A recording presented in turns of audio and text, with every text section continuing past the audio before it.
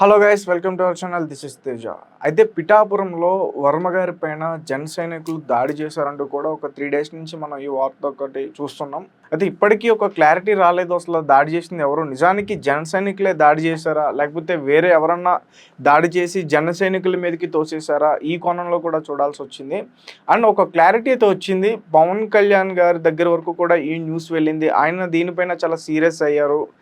ఖచ్చితంగా చంద్రబాబు నాయుడు గారు ప్రమాణ స్వీకారం అవ్వగానే దీనిపైన సీరియస్ యాక్షన్ తీసుకుంటారని చెప్పేసి కూడా మనం వింటున్నాం.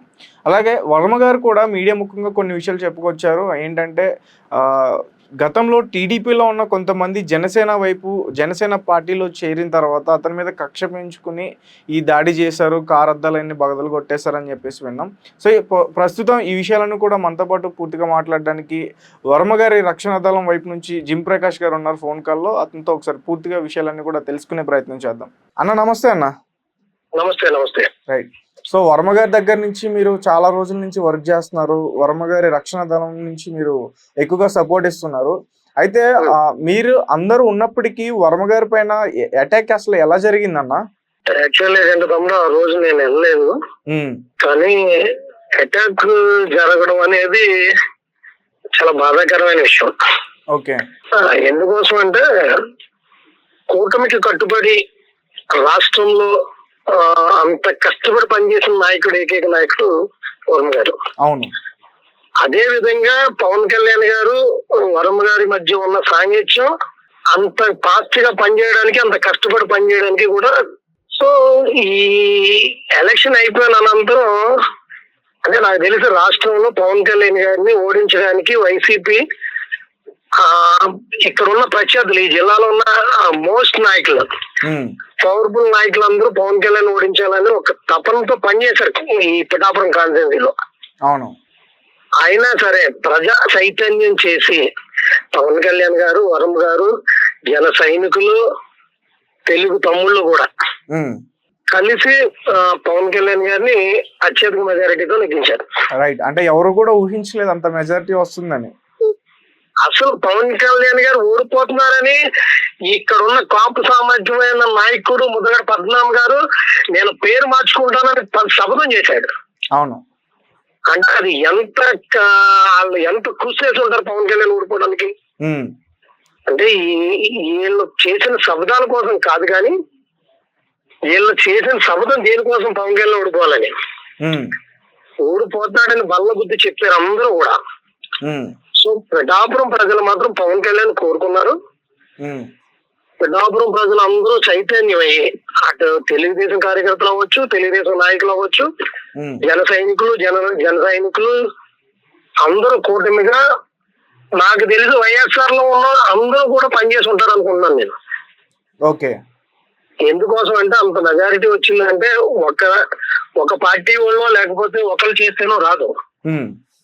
సో కొన్ని అండర్స్టాండింగ్ ఉంటాయి. అక్కడ ఉన్న నాయకులు లేకపోతే ఏదో మాట్లాడుకున్నారు. అక్కడ మాట్లాడినంత మాత్రాన అక్కడ ఏ అన్యాయం జరిగిందో అధిష్టానానికి తెలియజేయాలి. లేకపోతే ఒకవేళ నిజంగా వాళ్ళకి అన్యాయం జరుగుతుంది అనుకుంటే అక్కడ ఉన్న పార్టీ ఎవరైతే ఉన్నారో, ఇక్కడ ముఖ్య నాయకులు ఎవరైతే ఉన్నారో వాళ్ళకి చెప్పాలి, మాట్లాడుకోవాలి. ఓకే. ఇలా కొట్టేసుకోవడం, ఇలాగ అద్దాల పక్కన కొట్టాడు, దారిలో మనిషిని చంపేస్తానండాలైతే ఈ కాన్స్టిట్యున్సీలో లేవు ఎటువంటి. అంటే ఇప్పటి వరకు అలాంటి ఎప్పుడు జరగలేదు నాకు తెలిసి. నేనే ఒక 4 ఎలక్షన్ పనిచేశాను. ఓకే. ఇటువంటి కల్చర్ మేము ఎప్పుడు చూడలేదు. ఎలక్షన్ అయిపోయింది తర్వాత అందరూ కలిసి ఉంటారు. సో ఏ పార్టీ వచ్చినా సరే పిఠాపురం అభివృద్ధి చెందాలన్న తపంతో ఉంటారు. ఒకవేళ అపోజిషన్ పార్టీ వైఎస్ఆర్ కాంగ్రెస్ వాళ్ళు చేశారనుకుంటే దాన్ని వేరే కోణంలో చూడొచ్చు. అంటే దాన్ని అట్లా చూడడానికి కూడా లేదు కదన్నా, ఎందుకంటే వర్మ గారే డైరెక్ట్ గా చెప్తున్నారు కదా. వర్మ గారు డైరెక్ట్ గా చెప్తున్నారు. వర్మ గారు చెప్పడం కోసం కాకుండా మేము కూడా ఉన్నాం కాబట్టి సిచ్యువేషన్ జరిగే టయానికి మేము వెళ్ళాం, అయిపోయింది. అప్పటికే అద్దాలు పగలు కొట్టేసారు. అక్కడి నుంచి మేము కూడా సార్ని సేఫ్ గా తీసుకొచ్చాం. అంటే నార్మల్ గా ఏదన్నా ధ్వంసం చేసి భయపెట్టే విధంగా చేశారా, లేదంటే డైరెక్ట్ గా వర్మ గారిని అటాక్ చేయడానికి వచ్చారా అనుకోవచ్చా? అంటే అక్కడ ఉన్న పరిస్థితిని బట్టి వర్మ గారిని అటాక్ చేయాలని అనుకున్నారో అని నా అభియోగం. ఓకే. మాట్లాడుకోవాల్సిన విషయంగా ఉంటే పార్టీకి పనిచేసినప్పుడు లేని వ్యతిరేకత ఇప్పుడు ఎందుకు వస్తుంది? అవును. సో అక్కడ ఉన్న కొత్తగా కొంతమంది వరం గారు అన్నట్టుగా కొంతమంది టీడీపీని వీడి ఒక 3-4 నెలల క్రితం జనసేనలో జాయిన్ అయ్యారు. జాయిన్ అయిన వాళ్ళకి ఒకవేళ ఇబ్బంది ఉంటే పార్టీ నాయకులతో మాట్లాడాలి తప్ప ఇలాగా అంటే మీ ఊరు వస్తే మీరు కొట్టేయడం, మా ఊరు వస్తే మేము కొట్టేయడం అనేది కరెక్ట్ కాదని నా ఆలోచన. అంటే ఇప్పుడు ఎక్కడైతే వర్మ గారి పైన దాడి చేశారో అది వాళ్ళ ఊరు, వాళ్ళ విలేజ్ కి సంబంధించిన ప్లేస్ అది. మరి అదే కదా మరి. ఎవరైతే పార్టీ నుంచి వెళ్ళి జనసేనలో జాయిన్ అయ్యారో ఆ వర్గం దాడి చేసింది. ఓకే. సో అంటే మొత్తం అంటే ఇప్పుడు వర్మ గారి వెహికల్, అలాగే వర్మ గారికి సంబంధించిన కారు, క్యాంపెయిన్ చేసిన కారు, ఇవన్నీ కూడా పూర్తిగా ధ్వంసం చేశారంట కదా. వర్మ గారు ఏ కారులో అయితే క్యాంపెయినింగ్ చేశారో, ఏ కారులో అయితే తిరిగారో ఆ కారుని ధ్వంసం చేశారు. దాని మీద నిన్న నేను పేపర్ లో చూశాను, పవన్ కళ్యాణ్ గారు కూడా స్పందించారు. నాగబాబు గారు ఏదో పేపర్ స్టేట్మెంట్ కూడా ఇచ్చారు. ఇలాంటి కల్చర్ కరెక్ట్ కాదని మా ఆలోచన. అంటే యావత్ రాష్ట్రం కూడా జన సైనికులు జనసేనలో ఉన్న నాయకులు వరం గారిని చాలా అంటే పవన్ కళ్యాణ్ గారు ఈక్వల్ గా పొగిడారు. అవును, మా నాయకుడి గురించి కష్టపడి పనిచేసిన ఏకైక నాయకుడు వరం గారు, మేము ఆయన కృతజ్ఞతలు చెప్తున్నాం, ఇలాంటి అన్ని చెప్పుకొచ్చారు. ఈ సిచ్యువేషన్ లో ఇటువంటి సిచ్యువేషన్ జరగడం చాలా బాధాకరం. ఓకే. అంటే ఒక వర్మ గారి అభిమానిగా మీరేమనుకుంటున్నారన్న, అంటే ఇలాంటి సిచ్యువేషన్ జరిగింది కాబట్టి? అంటే మేము అనుకుంటుంది ఏంటంటే తమ్ముడు, సరే మేము అనుకుంటుంది ఏంటంటే వాస్తవంగా వరం గారే నిజంగా అక్కడ అంటే వీళ్ళ అభియోగం ఏం చేశారు అన్నది పూర్తిగా మాకు తెలియదు. ఒకవేళ నిజంగా వరం గారే అక్కడ మనకి చేయని నాయకుడితో ఏమన్నా మాట్లాడుంటే, మీకు ఒక పార్టీ క్రమశిక్షణ ఉంటది, ఒక పార్టీ ఇక్కడ ఒక కమిటీ ఉంది, జనసేన కమిటీ ఉంది, టీడీపీ ఒక కమిటీ ఉంది. ఇక్కడ కూటమి అంటే ఇద్దరు కలిసి చేయవలసిన బాధ్యత ఉంది కదా. అవును, ఒకరినొకరు కొట్టేసుకుంటే ఇంకెక్కడ జరుగుతుంది, ఇవన్నీ కరెక్ట్ కాదు. ఒకవేళ అదే సిచ్యువేషన్ లో మేము కూడా ఉన్నా, మేము ఒకవేళ చేస్తే దాడి ఎక్కడ దాకా వెళ్తుందండి? రెండు చంద్రబాబు నాయుడు గారు మాట కట్టుకున్నారు కాబట్టి ఈ రోజుకి కూడా మమ్మల్ని ఎవరిని మాట్లాడలేదు. ఓకే. అంటే వర్మ గారు మిమ్మల్ని ముందుకు వెళ్ళనివ్వలేదు వర్మ గారు, అంటే ఈ దాడికి సంబంధించి? అక్కడికి పార్టీ నాయకులు అందరూ వచ్చేసారు ఆ రోజు. కంపల్సరీ అక్కడికి వెళ్ళి ఆ ఊరు వెళ్ళి అడుగుదాం అని అన్నారు. కానీ వరం గారు కూడా మనకి ఇటువంటి సంస్కృతి లేదు. సో ఎవరో కావాలని చేసిన పని పవన్ కళ్యాణ్ గారి మీద లేదా పవన్ కళ్యాణ్ గారి పార్టీ మీద నెట్టడం కూడా కరెక్ట్ కాదు. ఓకే. అంటే ఎక్కువగా పేరు బయటికి వినిపించేదైతే ఇది దాడి చేసింది జన సైనికులే, జనసేనకు సంబంధించిన పార్టీ వ్యక్తులే దాడి చేశారు అని చెప్తున్నారు. వరం గారు కూడా క్లియర్ కట్ గా చెప్పారు తమ్ముడు. కొత్తగా జనసేనలో జాయిన్ అయినటువంటి, కొత్తగా అంటే 3-4 నెలల క్రితం జాయిన్ అయినటువంటి జనసేనలో జాయిన్ అయినటువంటి కొంతమంది చేసిన పనికి. ఓకే. కాదన్నా, ఇప్పుడు వాళ్ళు మీరు ఎలక్షన్ టైంలో కలిసే వర్క్ చేసినట్టున్నారు కదా? చేసాం తమ్ముడు, చేసాం. అంటే డోర్ టు డోర్ ఇలాంటివన్నీ కూడా వర్మ గారితో కలిసే వర్క్ చేశారు కదా? చేసాం కంపల్సరీ. అంటే వర్మ గారి పైన వ్యక్తిగతంగా ఉండి చేశారా, లేకపోతే పార్టీకి సంబంధించిన దాడా ఇది? ఇప్పుడు ఒక పార్టీలో ఉంది ఇలాంటివి చేయడం కరెక్ట్ కాదని, అప్పుడు మనం ఏ యాంగిల్ లో చూడాల్సి వస్తుంది? ఇది కరెక్ట్ కాదు కదా. ఇప్పుడు ఒక వ్యక్తి దగ్గర లేకపోతే ఒక పార్టీలోనూ మనం ఉన్నప్పుడు క్రమశిక్షణ మెయింటైన్ చేయాలి. ఆ క్రమశిక్షణ రహితంగా చేస్తే ఆ పార్టీ కూడా దాన్ని ఖండించాలి. నిన్న అంటే నాకు తెలిసి 3 రోజులు పవన్ కళ్యాణ్ గారు కూడా ఖాళీ లేదు. నిన్న నాగబాబు గారు స్టేట్మెంట్ ఇచ్చిన ప్రకారంగా అయితే కఠినంగా శిక్ష ఉంటుందని చెప్పారు. అలా కఠినంగా శిక్షిస్తే మేము కూడా హ్యాపీ ఫీల్ అవుతాం. ఎందుకంటే కష్టపడి పనిచేసాం, మాకు కూడా గౌరవం జనసేన దక్కించిందన్న ఆలోచన మాకు కూడా ఉంటాం. ఓకే. అంటే ఒక సీటు త్యాగం చేసి తను గెలుస్తానన్నప్పటికీ త్యాగం చేసి అది పవన్ కళ్యాణ్ గారికి ఇచ్చి గెలిపించుకున్నారంటే అది నిజానికి చిన్న విషయం కాదన్నా. రైట్. అయితే మరి ఇప్పుడు ఇదే స్టేట్మెంట్ పవన్ కళ్యాణ్ గారు జనసేన టీడీపీ కూటమి మీటింగ్ పెట్టి ఇక్కడ వరుణ్ గారు ఇండిపెండెంట్ గా పోటీ చేసినా నెగ్గగలరు, కానీ కూటమికి కట్టుబడి వరుణ్ గారు నాకు పనిచేయడానికి ముందుకు వచ్చినందుకు నేను నా పూర్తి గెలుపు బాధ్యత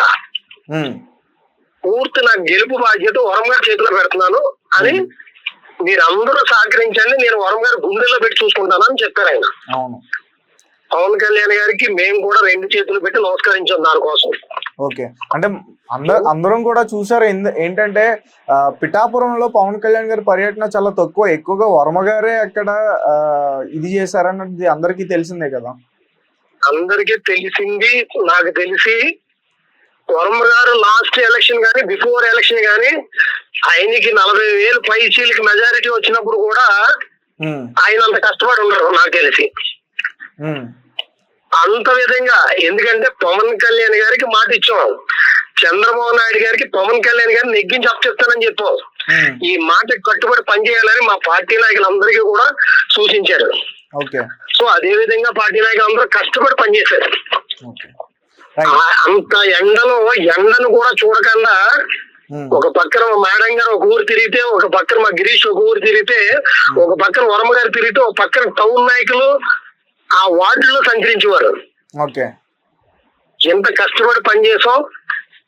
ఇలాంటి సిచ్యువేషన్ రావడం అనేది చాలా బాధాకరంగా ఉంది. ఓకే, రైట్ అన్న. ఇప్పుడు మరి ఆ పర్సన్స్ ఎవరో తెలిసిందా?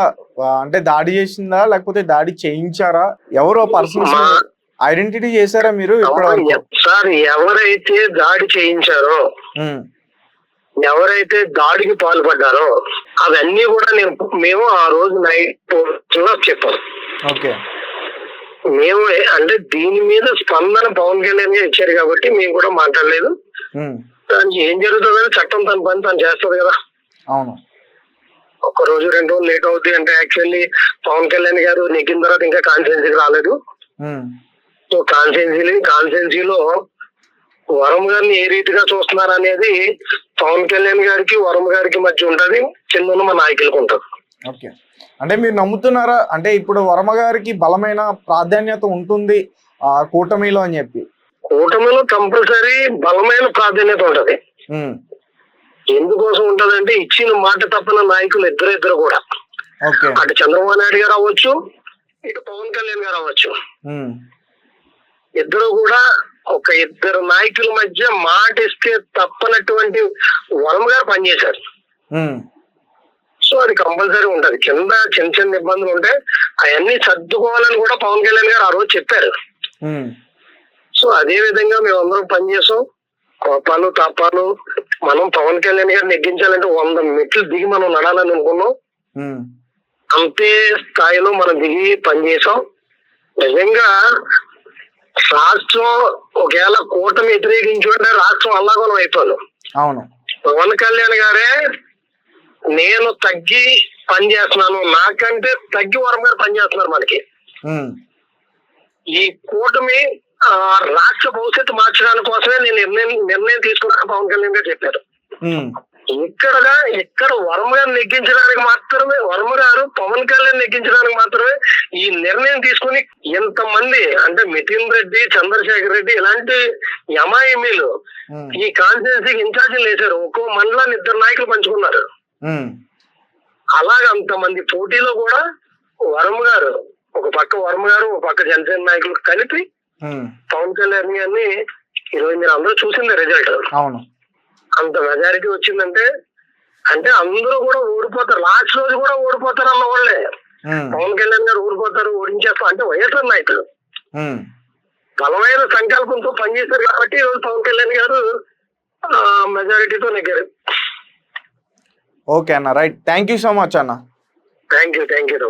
ఓకే, సో గైస్ చూసారు కదా, ఇది పరిస్థితి. నిజానికి అక్కడ వర్మ గారు చాలా కష్టపడ్డారు. వాళ్ళ ఫ్యామిలీ వాళ్ళు కూడా పవన్ కళ్యాణ్ గారిని గెలిపించడానికి చాలా సపోర్ట్ చేస్తారు. అయితే ఎలక్షన్ వరకు కూడా అక్కడ ఎలాంటి గొడవలు చేయకుండా, అంటే ఇది ఒక పార్టీ వారైతే కాదు, ఒక పార్టీకి సంబంధించిన గొడవ అయితే కాదు. ఎందుకంటే వర్మ గారి పైన గతంలో టీడీపీ వైపు ఉండి వర్మ గారికి సపోర్ట్ చేసిన వాళ్ళు టీడీపీని విడిచి ఎప్పుడైతే జనసేన పార్టీలోకి చేరారో వర్మ గారి పైన ఆయనకి అంత ప్రాధాన్యత ఇచ్చారు పవన్ కళ్యాణ్ గారు. సో వర్మ గారి పైన అందుకనే కక్ష పెంచుకుని ఆయన మీద దాడి చేయడం అయితే జరిగింది. సో ఖచ్చితంగా పవన్ కళ్యాణ్ గారు దీనిపైన స్పందించారని కూడా మనం ఆల్రెడీ కొన్ని న్యూస్ లో అయితే చూడడం జరిగింది. సో ఖచ్చితంగా యాక్షన్ తీసుకుంటారని మనం నమ్ముదాం.